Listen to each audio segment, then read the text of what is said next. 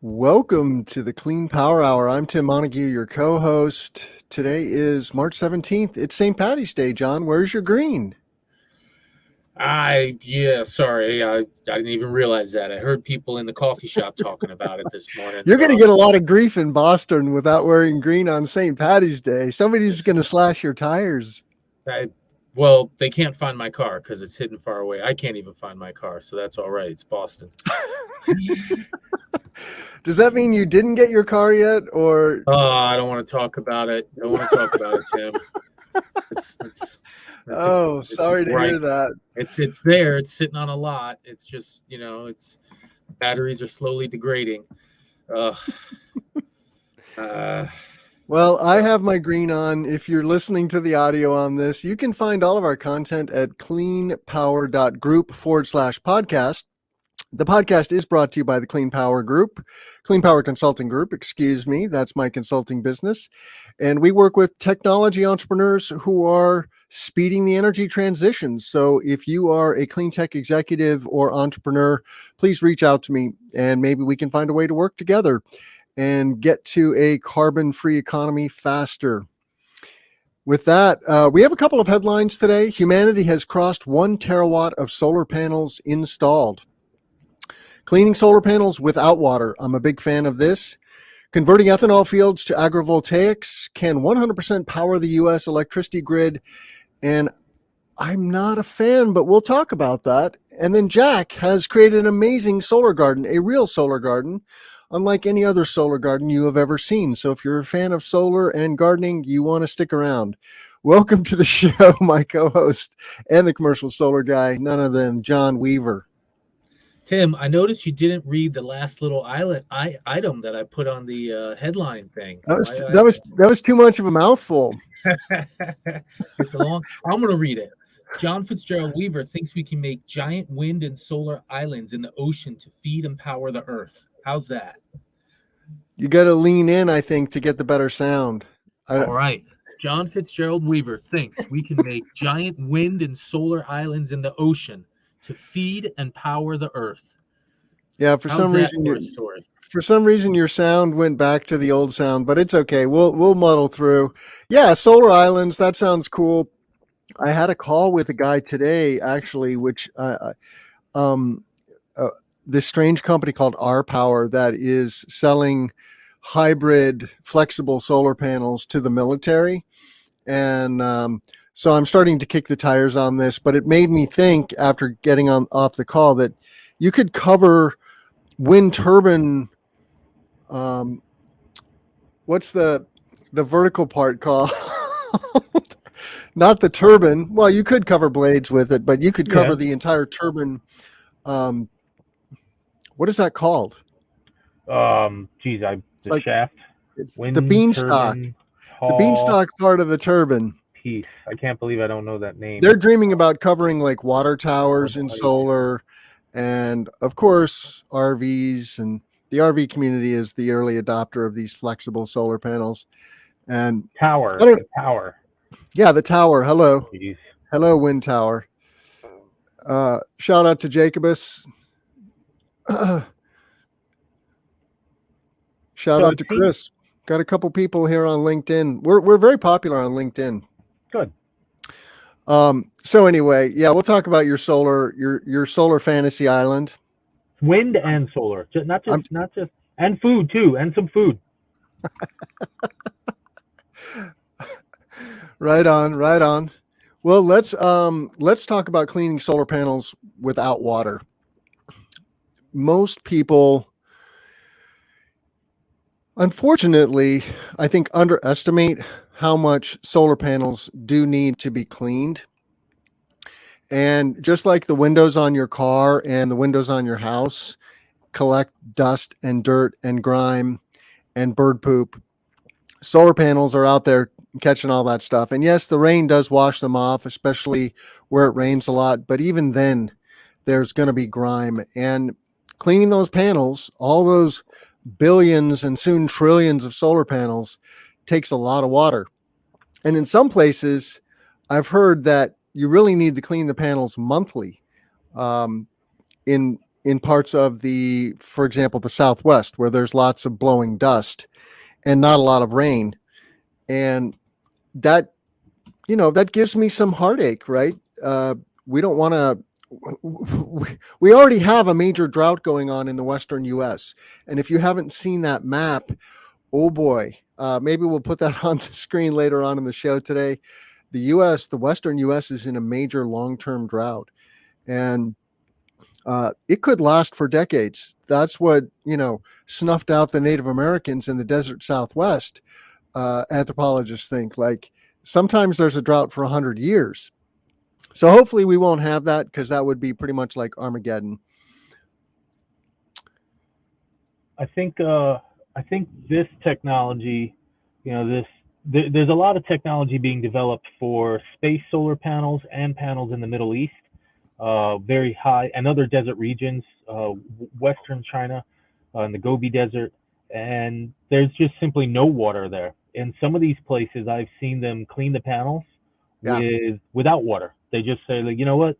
We know that the numbers won't be as high. We just deal with it, and we just wipe the sand off the panels as best we can and go for it. And that's what it is. And so you have to make your trade-off about what's available, what you can do. And I used to believe strongly that some good snow and rain would clean your panels. However, I follow Tim Montague and Sons on LinkedIn, and I really like seeing all their images of cleaning, just because I'm a nerd, and who doesn't like to see solar panels get cleaned? But they show some really interesting before and after pictures at the end of the winter season, and you're like, look at these panels. They should be clean. They just had a whole bunch of snow on them. And I've read from sources like NREL, respectable sources, that snow is good at binding to dirt because of its electrical properties and water's electrical properties. Yeah. And so hypothetically, it should be able to clean panels well. But when I look at these pictures from the Donahue guys, it's like those panels are not clean. And I can see that, at the end of a season, panels aren't necessarily clean from just wind and snow. And so I'm slowly being propagandized into being like, back in the beginning of my career, I was in South Florida. And I'm like, the rain will clean your panels. It's a residential system. Go up there once a year if you want. Let the hurricanes clean your solar panels. And, that was a joke. That was a constant joke. That was, that was a very sick joke. Hey, it's Florida. It's South Florida. We deal with hurricanes. That's what you deal with. And, they're not like tornadoes. Tornadoes, like, destroy stuff. Hurricanes are just inconvenient, usually, for like 2 days. But I'm slowly learning in reality that that's not the case, that you can't just let panels sit up there indefinitely. And I just saw a headline from India that says 40% of solar generation is lost due to their air pollution, because India is actually one of the dirtiest places air quality wise across the nation. Everybody talks negatively about China, but it's actually India that has the majority of the cities on that list. Bangladesh is amongst them, and these are big solar places. So any technology that lets us keep dirt off of solar panels is going to be worth billions of dollars when applied across the global capacity. And so I think scientists will keep working, static electricity, pumping that into the solar panels. Hey, we already have an electrical transaction ongoing underneath these panels, inside of them. I don't know how we would generate the static electricity specifically, but if we can use a tiny bit of electricity to do something to mess with that dirt, and it doesn't take away from the generation number, maybe that's what it is. We're going to figure. I mean, people are working on it. Smart people are working on it, and they're not going to stop. So my dad was kind enough to send me this story. It's a publication called Science Daily, and the source is MIT, Massachusetts Institute of Technology. So, it's legit. And they point out that there's a very large amount of water that's being used to clean solar panels, 10 billion gallons of water per year. And that's enough to feed, so to speak, 2 million people. So if we can avoid using that 10 billion gallons of water to clean solar panels, we want to do that. And they also point out, of course, that you're going to lose a lot of power from soiling, which is what we call this. And the algorithms are getting very sophisticated in terms of the monitoring systems. They can detect soiling versus snow versus other things that are in impeding the production of the array. But these folks have come up with a system that uses electrostatic repulsion, which is static electricity, right? Just like when you get a shock by walking around in your socks. And I don't understand exactly how this works, but it sounds like it would be a good thing if you could keep the dust from just sticking in the first place, right? And then it just falls off. So kudos to MIT, and I hope that their tech is soon available on the market. That's the question: is when will it be available? Yeah. But such is life. Such is life. Lots of R&D to do. We have all the technology we need in order to completely green the grid and clean the economy, clean carbon out of the economy, so to speak. We don't need new technology, but we want better technology so that we can continue to soften that landing and make all of our technologies more sustainable. So We will I have kind new of, technology just through the nature of our growing.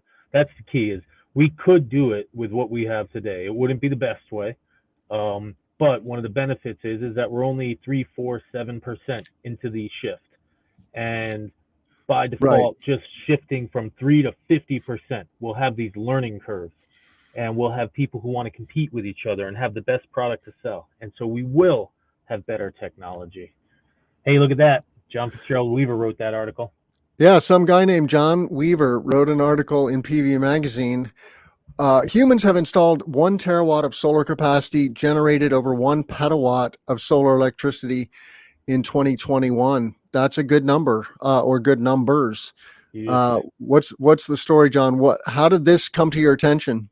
Well, I'm just always watching math and always, I like numbers. Pretty numbers are cool. And over the last couple of years, I've been noticing just the total capacity being installed.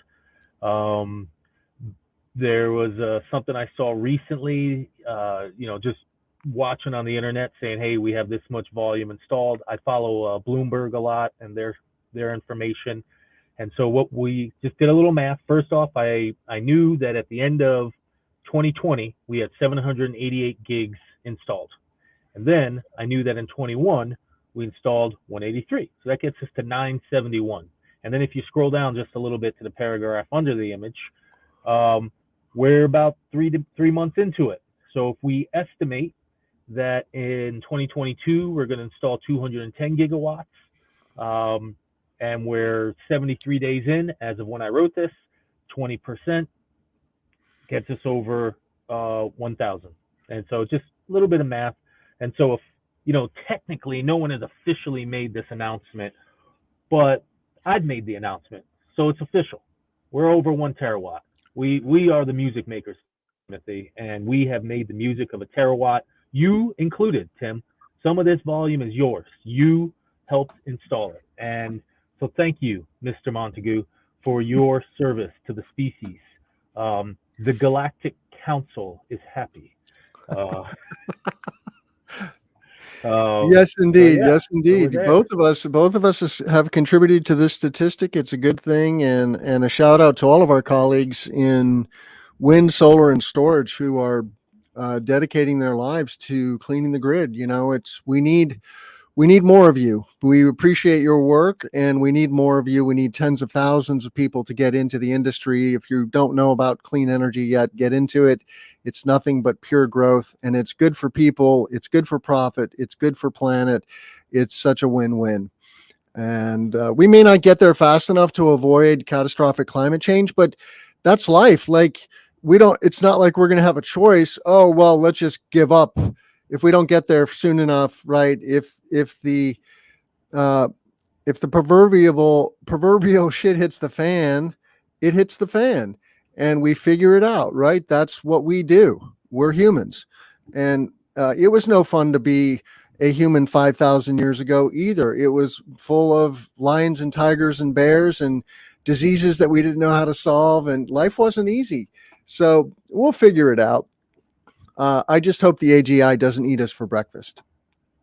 I hope we integrate the AGI and we eat the weak for breakfast. Well, yeah, we will become one with the AGI. And oh, we had a question. Can slippery coatings help without reducing output? So I I'm would already say, responding to that. I was oh, going to you say did? these layers. Yeah, I'm typing it. These Okay. layers do always have some light affecting effect.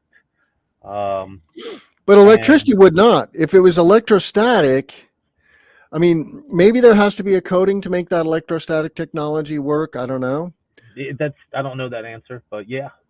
But if they didn't have to add a coating, then, I mean, the solar glass is made to be super transparent and non-reflective. That's a common question. Well, isn't it going to cause a problem for the airplanes? No, because it's black and it's anti-reflective.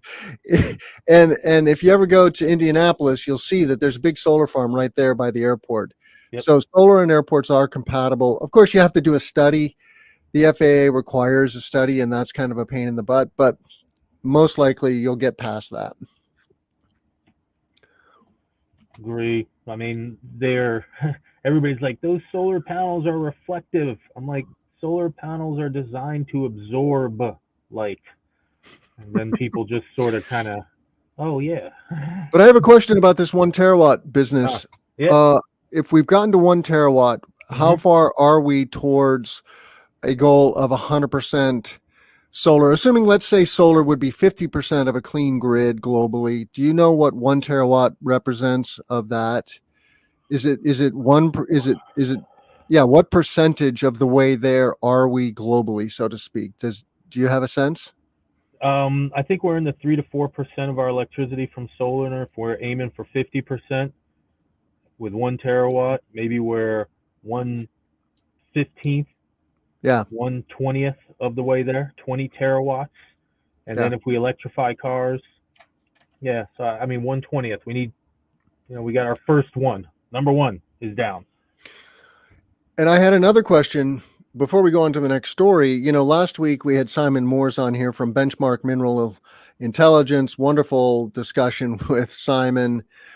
Did you have a takeaway or a couple of takeaways from that discussion that were unexpected in any way for you? His positivity on long game viability.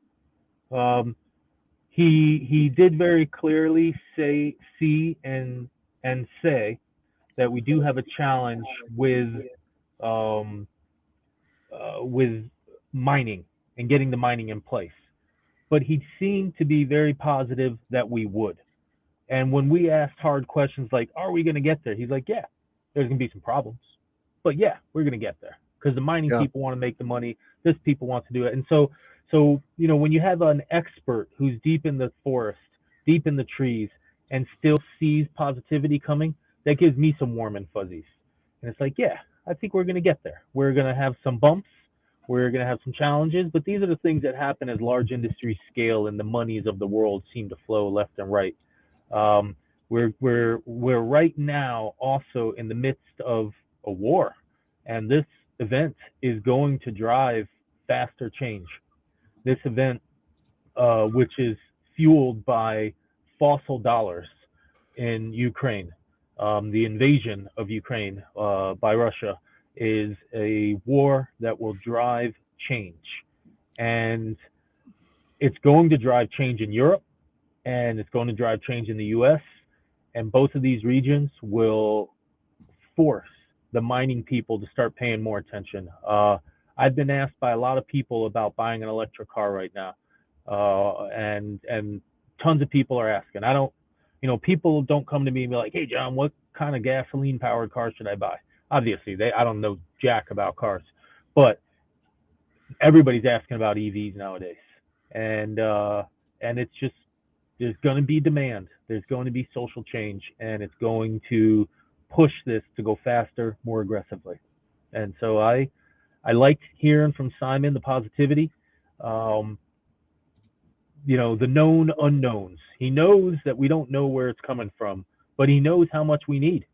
And he can see the maps and he can see the factories. And there's going to be factories who are going to be calling miners and saying, hey, I need some capacity. I need some volume. And the miners are going to be like, oh, now I got 6 potential contracts. All right, now I can pay for the farm and get the loan from the bank and talk to the financiers and dig the new hole. And so that's, we have 5.4 terawatts of potential manufacturing capacity, and we have 1/10 of the capacity to feed those factories. That's going to lead to some development work going on, and I bet you a lot of it's already going on. And so that's what I took away from it the most. Yes, we're going to have some challenges, but that one guy, Simon, who knows a whole bunch of stuff, he sees it as a potential and he feels good about it.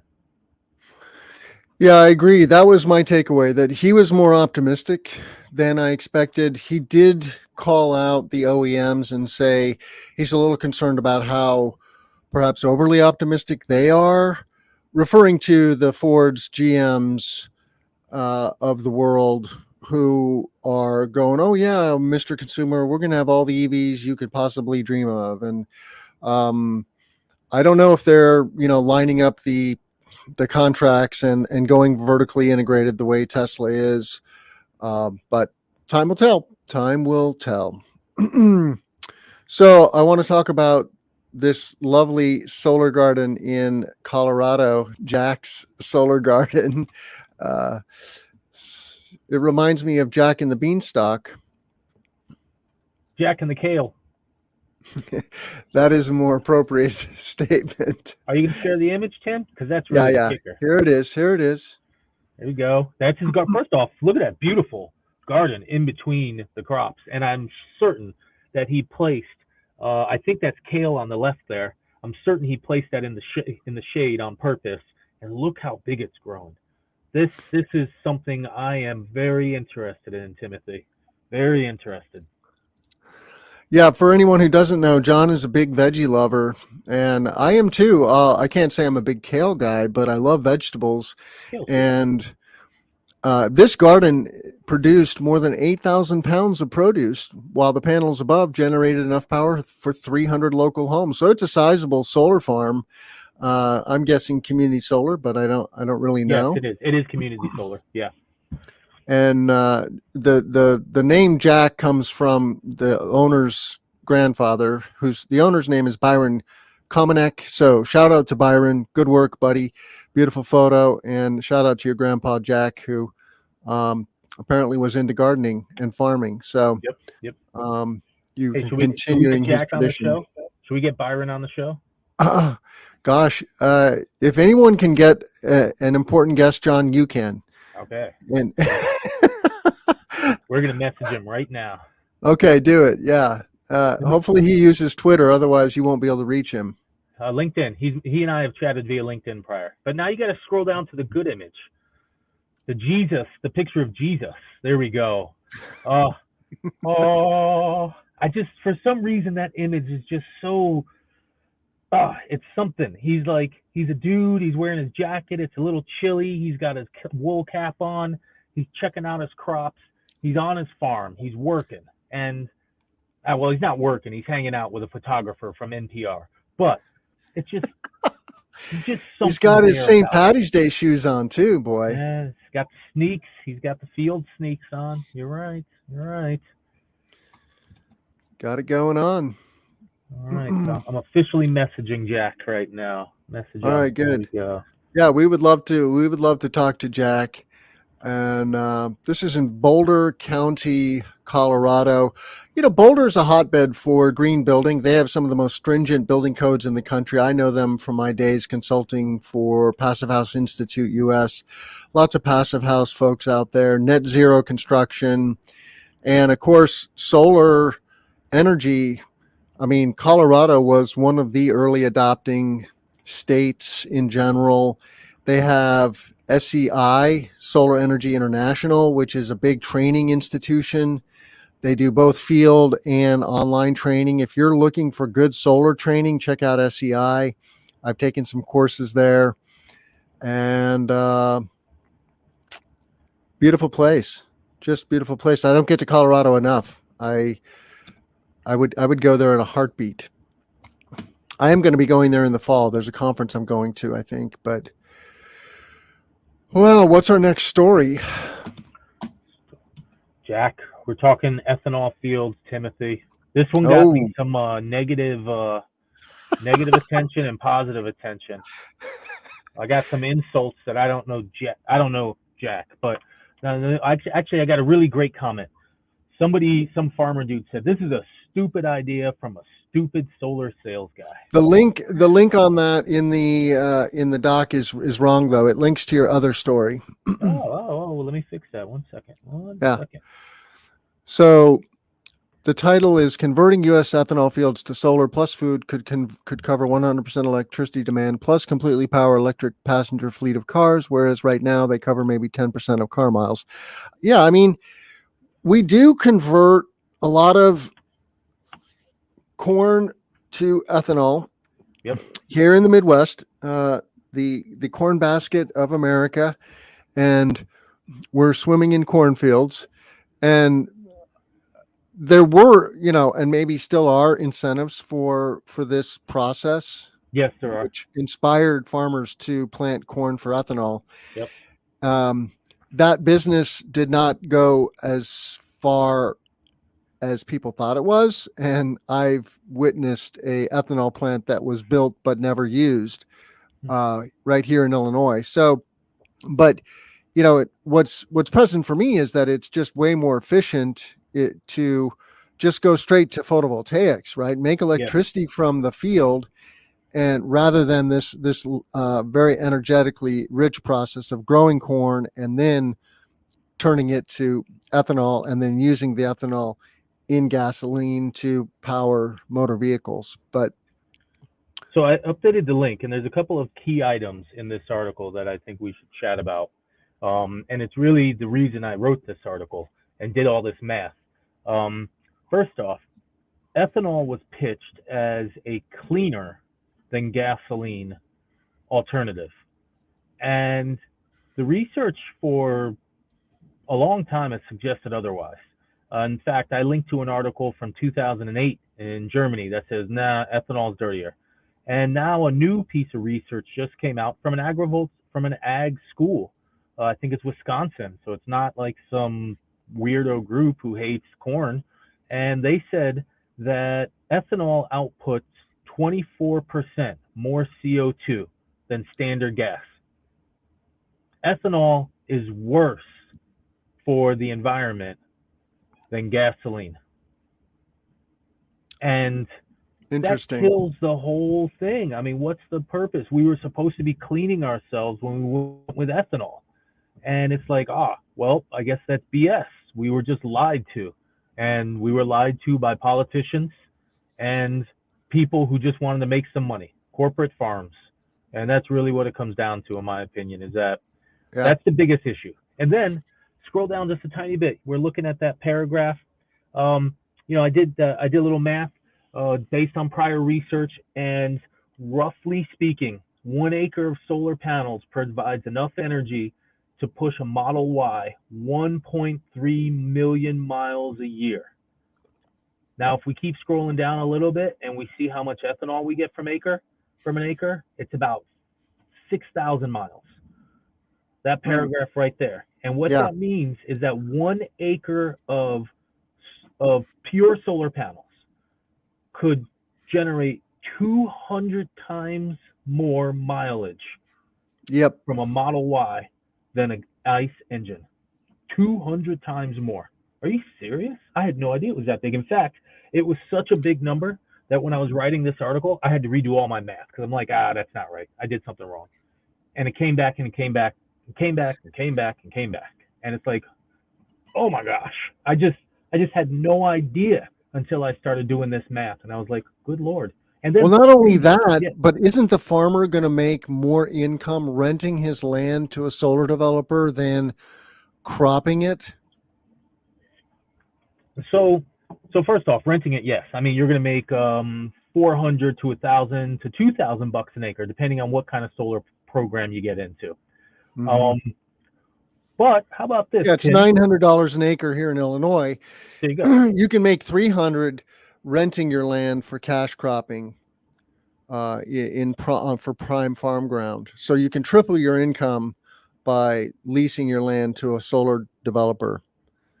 And what about this, Tim? What if we put together a program, and you're going to like this little chart. See that yellow? That yellow represents all the new corn growth, and all that new corn growth is all ethanol. Blue is the human stuff, and other uses. Or blue is feed and other uses. In other words, Yellow we're using a lot of bushels of corn for ethanol. all of the new ethanol since like 1980, all the new corn since whatever year, 1980, has all gone to ethanol. Yeah. I mean, 40 million acres. And so here's the next sales pitch though. Instead of going straight solar, why don't we do solar plus food? We could use the same acreage. We can make it just like Jack's farm. It would be much more labor intensive food. I mean, corn is much more machine, soybeans are much more machine, grass is much more machine. But if we were to convert 40 million acres of farmland from corn to solar plus food, if we were to hire Jack and say, hey, Jack, or Byron, actually, if we were to say, hey, Byron, we got 40 million acres for you, we could still generate more electricity than the whole United States uses currently and power every single car in the United States and still have like 10 million acres for food. So we don't have to stop farming. We'll have to change our farming. We'll have to learn new techniques.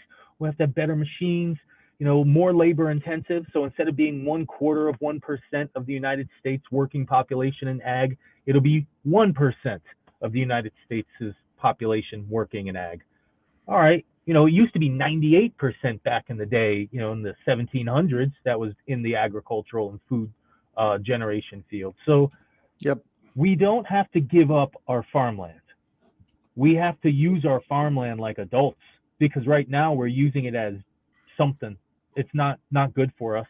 We're killing our topsoil. The best topsoil on earth, 7 feet of topsoil in Illinois and Iowa, is being used to fill up cars in a terribly inefficient manner, just because that's all we know how to do. Is that what we want to do as a long game? Is that our species game? We're just gonna kind of dawdle along for a little bit of fake money. We could do so much better. I know I'm gonna get beat up by some farmers because they're all stronger than me. I get that. I'm soft, but this is reality. This is and we're hardworking people that need a better option. And we're in denial. We're in denial about our farm economy. Farming here in the Midwest is lucrative, but 30% of farmer income for these cash crops is coming from government subsidies. It's extremely subsidized. If you take the government subsidies out of bean and corn farming, it collapses. And so we've built this house of cards that we've continued to perpetuate, but it is not sustainable. And we're using our land, as you mentioned, the best farm ground in the world. It truly is among a very top tier of productive farm ground right here in Champaign County, where I live in central Illinois. And we're just using the land for the wrong things. We should be growing food crops, not gasoline crops, right? That just doesn't make good energy or environmental sense. And the economics are broken. We just can't afford it. So I love it when people push back on, well, Tim, we can't afford electrification of transportation. We can't afford to build high-speed trains. We can't afford to build wind and solar farms. And I'm like, well, how do you think we got a highway system? And why did we get that system, right? That produced a platform for us to have massive economic growth. And that's what greening the economy is doing. It is infrastructure that is going to create economic prosperity and resilience like we don't have today, right? Our grid is very brittle, and we need lots of renewables and storage. Keyword storage, right, for resiliency, and lots of microgrids and nanogrids, because the big grid is just gonna it's gonna have problems. And meanwhile, I've been talking to a lot of EV experts, and man, I mean, we need to triple the grid. And that's a problem. I was talking to a gentleman yesterday who's focused on fleet electrification for like school districts. There's tons of these diesel bus fleets that need to be converted to electric buses, and you can retrofit, as we've reported on this show, you can retrofit a diesel bus to an electric powertrain, but then you need a bigger supply of electricity to the facility, right? To the bus barn or the parking lot, right? Where they're storing and then charging the buses.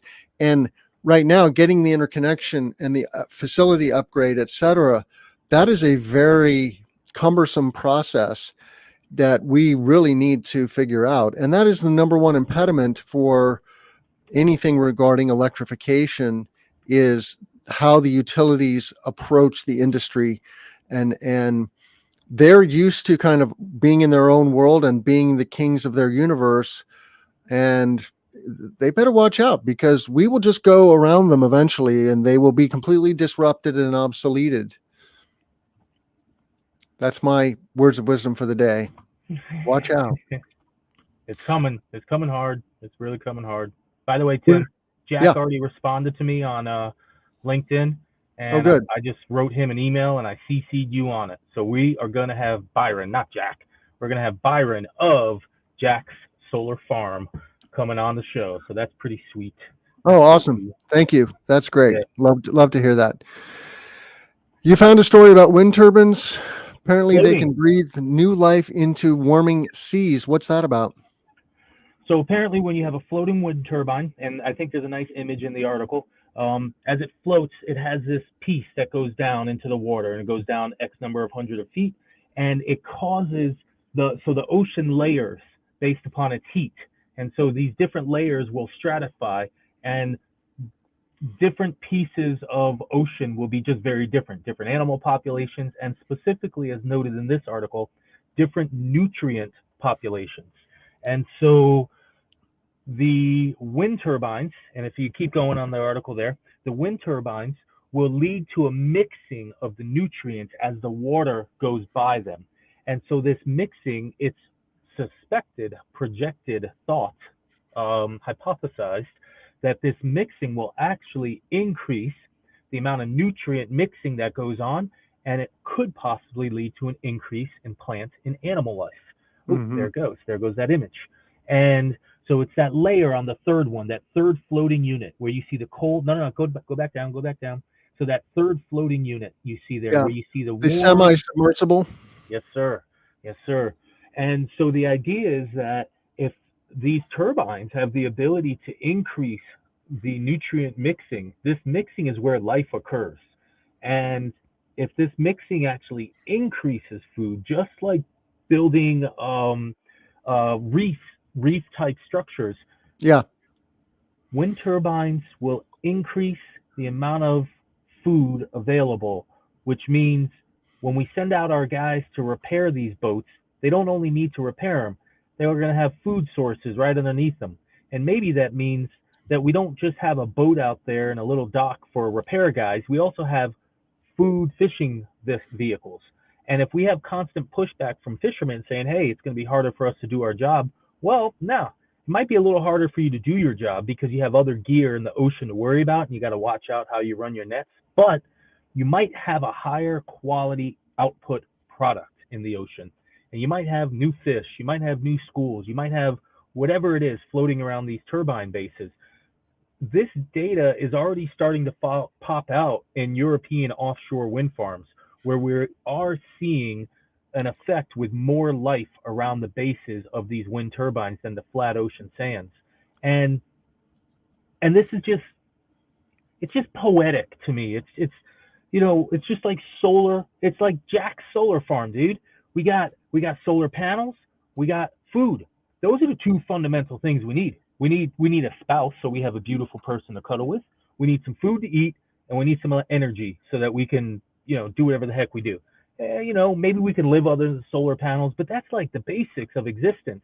And so if we figure out how to build, and this is me being Mr. Future Scientific Weirdo guy, but if we build like giant floating wind farms surrounded by solar panels in the ocean that are bifacial panels so we can still get plenty of heat and warmth into the ocean, we can just build some robotic fishery things underneath and start having like ocean farms. They're ocean wind farms, ocean solar farms, ocean animal farms. And then suddenly we have like a little more, we stop screwing up our ocean and we maybe start to benefit ourselves a little more and gain something. This is just, we could power the entirety of the species with this is some research I read a few years ago by Dr. Ken Caldera, super smart dude, and him and his team modeled 3 million floating turbines in the North Sea. And they said if we had 3 million floating turbines, a lot of space, we could power the whole Earth. And this is energy, not just electricity. We could power all the Earth's energy in the wintertime. And in the summertime, we would only be able to power the world's electricity from this one farm. Now, of course, you don't want all of it there because then you have to have power lines going across the whole Earth. But we have these 2 wind bands that circle the Earth, one up above the equator, like, 3/4 of the way up, and then one down below. So if we put wind farms in these 2 wind bands that circle the Earth and then send cables up from there, that could be it. I mean, literally, that could be it for energy and electricity to power the species. Now, we'll add some solar so it's more consistent. And, maybe you and I will lose our job as terrestrial solar installation people, Tim. But I'm okay with losing a job if it means that the whole species suddenly has tons of food and water and everything from the ocean. Or I'll just move to the oceans. Me and Kevin Costner will hang out on our weird boats and, chase down pirates and stuff. And maybe that'll be our future. And then we add hydrogen out there like the Dutch are doing. Power to X. The Power to X movement is now going to have hydrogen, and we'll have hydrogen pipelines coming into the land from our giant floating facilities. And I don't know, I'm optimistic, like our good friend Simon, on the future. If we can make it to the year 2100, we're taking over the damn solar system. That's it. Yeah, I agree. If we can make it to 2100, we probably will go a lot further.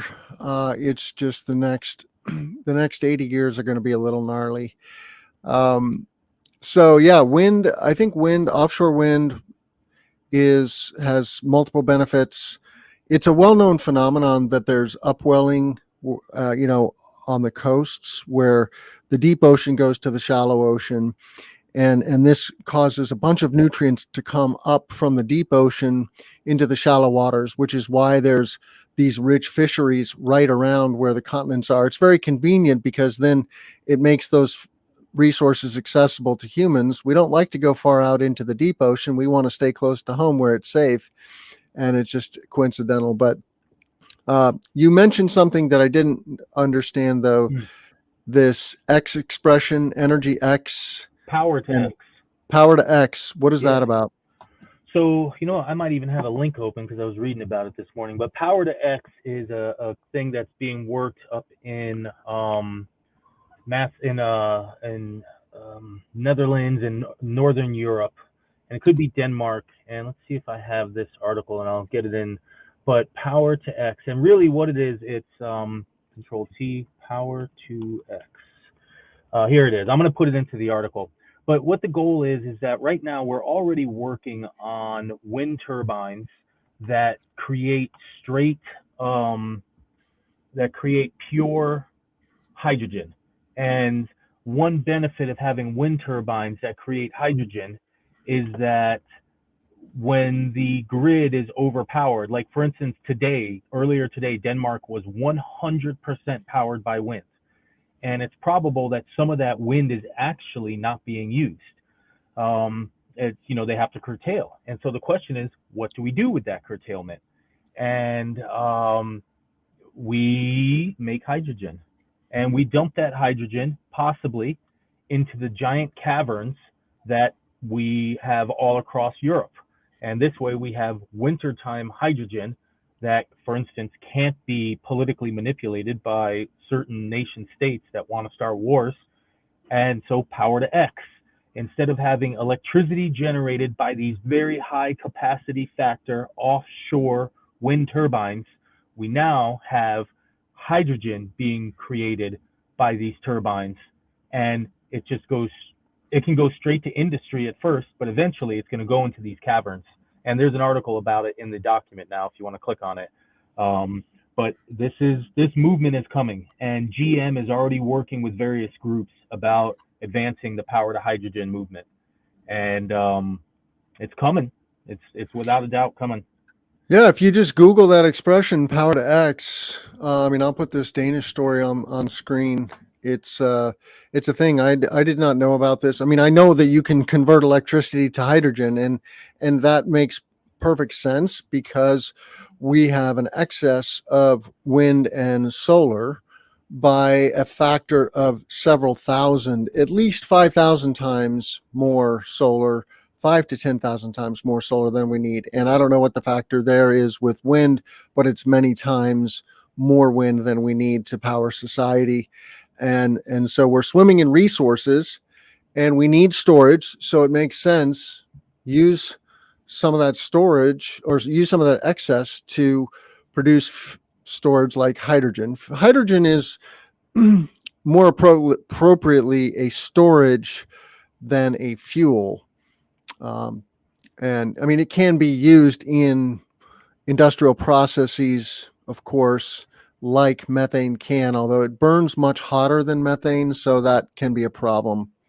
And people are kind of hung up on the explosivity of hydrogen, but compared to like gasoline, it's not any more dangerous really than other fuels that we deal with in our daily lives. So that doesn't concern me. It's more about making it economical and figuring out how to store it. Do you put it in, do you compress it into a liquid, or do you convert it to a metal hydride, so it's a solid? I think we're still figuring that out. I'm one of those folks who's actually worried about hydrogen blowing up, only because I don't know anything about it, and all that I know about is the Hindenburg. And yeah, that's what everybody knows about. Yeah. But and yeah, okay, if you make a dirigible and fill it with hydrogen, it can burn, of course. But cars full of gasoline burn all the time, right? And tens of thousands of them per year. And oil platforms catch on fire, and all kinds of horrible things happen with fossil fuels too. So we have to keep it in perspective. It's all relative. And the bottom line is we have to stop using fossil fuels.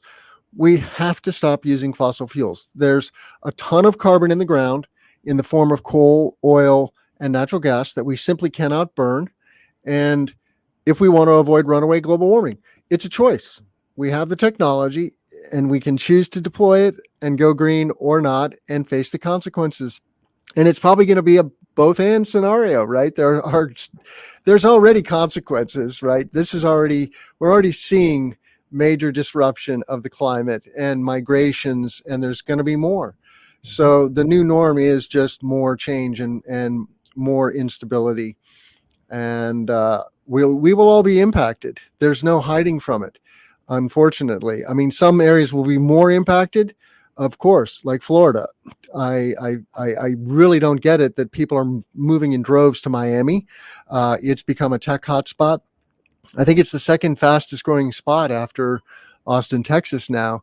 And, it's a crypto center. And I mean, I'm sure it's lovely in the winter, and I get it, but man, it's going to be underwater. So, well, it's only, how the stock market works. It's last person holding the bag. It's only the last person out that bears the consequences, and every one of us thinks we're smarter than that person. And the greatest fool theory, I think, is also what some market people call it, and that's what worries me. All of us are going to say, somebody else will fix it. Somebody else will deal with it. And it's not like the economy. the economy doesn't destroy the planet for the species. The economy messes up the ability to pay some bills for a year or two, and then we kind of get back on gear after we work out our books. We don't have the tools necessary to change the planet's system yet quickly, like we can the Fed printing up some money, or whatever it is that we do when we get through the economy. And we're playing this climate game like we're playing the economy. Yeah. There's already consequences. The question is, how deep will they go? Yeah. Do you want to do one more or two more stories? What we should be selective. We want to show your ground mount project. That's to be honest, that's the most important story of the month. I'm with you. I'm with you. Let's talk about it. I'll bring it on screen, but tell our audience what's going on with Commercial Solar Guy. It's a project that we're working on in New York, upstate. The customer has decided that they want to own the facility. We were going to build one or two of them for them, and this project, it's a 1.95-ish megawatt ground mount. It's next to their parking lot. The building for them is up to the left right there on the screen, and this will cover 2.7, 2.8 gigawatt hours of generation versus their 13-ish gigawatt hours of needs. The local interconnection can only take about 1.8, 1.75 megs AC of interconnection. So we're at about 1.55, I think, with this design, 1.5. And it's cool because this is a new salesman who brought the lead and who's closing the project. We're super close to signing it. They've tentatively said, hey, this is it. You're doing it. The numbers are okay. The price is good. The payback is good. And this would also be the largest direct-to-sale customer project. What I mean by that is that we are working on some bigger projects, but they're for investors and they're for like community solar and other things. This would be the largest project for me, for Commercial Solar Guy, to sell directly to a client who's going to use it. And that's pretty sweet for the company. We've done, I've been part of projects that are bigger, and I've sold projects that are bigger as part of other companies, but Commercial Solar Guy, this would be our biggest. And so that's why it's the project of the week from my perspective. And so I'm just kind of excited. It's a cool project. It looks easy. We'll see. Our transformer is really close. We got to go do a tiny bit of parking lot trenching, but only about 100 feet of it. And I'm feeling a little warm and fuzzy. So it's project of the week. I'll let you know when we sign it, Timothy. We'll drink some beers in celebration.